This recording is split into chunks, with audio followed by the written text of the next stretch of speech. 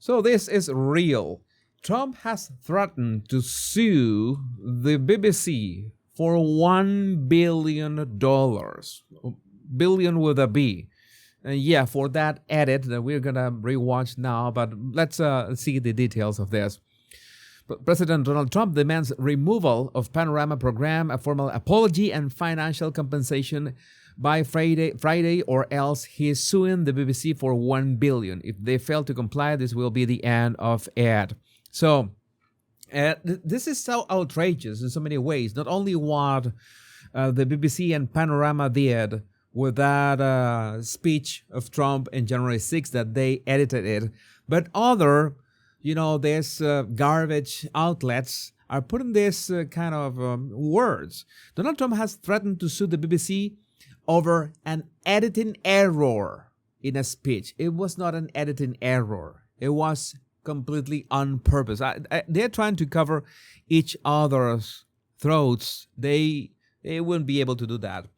LMAO, it wasn't an editing error. You're absolute liars. The BBC deliberately falsified what Trump said by stitching together two parts of his speech almost an hour apart. And in case you haven't heard that, this is the BBC Panorama edit and the original clip. We're going to walk down to the Capitol, and I'll be there with you, and we fight. We fight like hell. Those were two sentences 54 minutes apart during his speech. He never said that he was going to be with them fighting and stuff. This is what he said at that moment. We're going to walk down to the Capitol, and we're going to cheer on our brave senators and congressmen and women. Again, a complete nonsense, trying to spread misinformation, the BBC. Go figure. So, Sky News, breaking, Tim Davie resigns as BBC's Director General, with the CEO of BBC News also stepping down. This is a bloodbath. This is great. Because people are finally understanding that they just can't manipulate the public like this. And by the public, I mean not only the UK, I mean it worldwide. Because these are platforms that, thanks to social media, thanks to the internet, have worldwide influence. And if they make this editing there, if they air, even if they air the program locally, those clips are going to be out there. And they're going to realize that they are manipulating and doctoring these videos to make Trump seem like, the villain of the insurrection that, of course, never was, because there was no insurrection. There was never such a thing. Donald J. Trump, the top people in the BBC, including Tim Davie, the boss, and are all quitting or fired because they were caught doctoring my very good, perfect speech of January 6th. Thank you to The Telegraph for exposing these corrupt journalists. These are very dishonest people who try to step on the scales of a presidential election. On top of everything else, they are from a foreign country, one that many consider our #1 ally. What a terrible thing for democracy. Yeah, this was simply unacceptable. It comes as the corporation is expected to apologize on Monday following concerns about impartiality, including how a speech by U.S. President Donald Trump was edited in an episode of Panorama. And they're still doubling down. They're saying that, this is all, the Trumpification. We cannot allow the Trumpification of our politics and our media landscape. Or who is Donald Trump to tell us what to do? There are people saying this. And I am going to play this video to see what this is about. And the thing that worries me most about how this is all unfolded is the fact that when Donald Trump got involved and called the BBC corrupt, that we've had these two resignations overnight, and we've now had his press secretary claiming this as a victory for Trump. Now, the BBC belongs to Britain, and I think we should all be concerned whether it's foreign powers or indeed domestic powers, and we know that there are the likes of Farage and Reform who would love to see the BBC destroyed.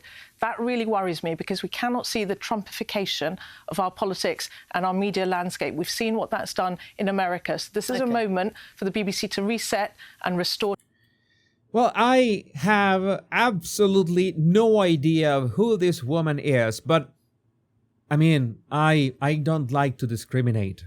You know that in this channel, we come here you are right now in the Power Pundit channel. You're not in my Bottle Language Guy channel. This is my American politics commentary. And in this case, well, we're talking about international politics because the UK is involved. But not only in my Bottle Language Guy channel, but also here in the Power Pundit, we don't discriminate and we make fun of anybody. No matter if you're a man or a woman, you're white or black or Latino or brown or blue or pink, I don't care. We'll make fun of you and I will make fun of her in this instance. She's claiming that since Trump called this BBC corrupt, and there were these 2 overnight resignations, which was the right thing to do. At least these people have some sort of honor. And they reacted immediately. I just hope that they are not reinstated. You know how things nowadays that these people are reinstated like hours later. I don't think it's going to happen in this case because the scandal is that big. And I don't think that Donald Trump's attorneys are playing games. I would like to ask a question. I have a legitimate answer question. What could be worse, Disney grade attorneys or Trump grade attorneys or Apple grade attorneys? I don't know. I think that those are the 3 biggest I can think of. The Disney grade attorneys, those are really, really good. But in this case, I think that they are scared. And so many liberals in the UK upset. And Trump is meddling.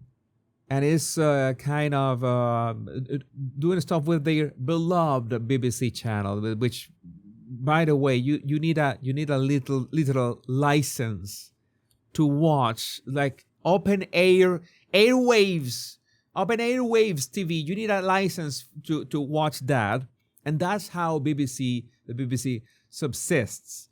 I mean, I couldn't think of a more retarded system.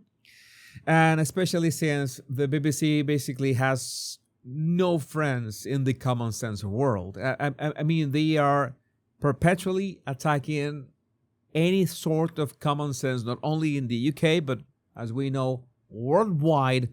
So I think that systems and companies like that should just cease to exist.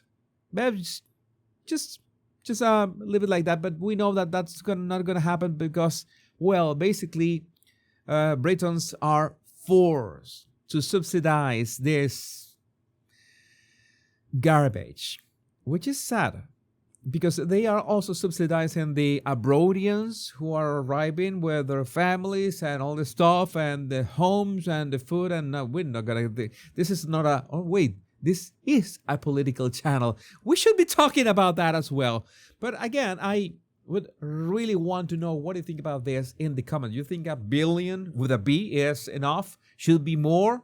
Let me know in the comments. My name is Jesus Enrique Rosas. I'm the Power Pundit. Much love and bliss.